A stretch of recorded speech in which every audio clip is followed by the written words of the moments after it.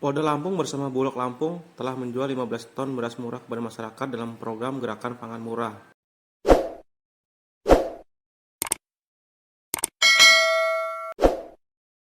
Besok akan digelar di kantor Mapolda Lampung Lama. Polda Lampung bersama Bulog melakukan kegiatan gerakan pangan murah dimulai sejak hari Jumat lalu hingga hari ini hari ke-6.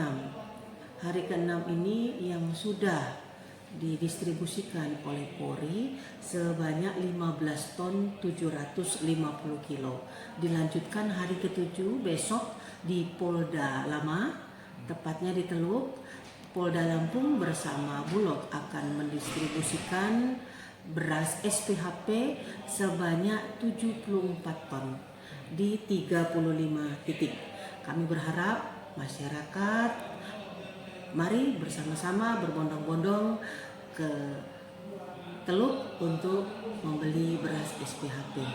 Polri untuk masyarakat untuk bisa menyuplai kebutuhan beras di tengah-tengah masyarakat.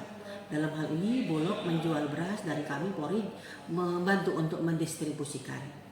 Bahkan hanya maksimal adalah 10 kilo, yakni 2 sak karena satu sak itu 5 kilo.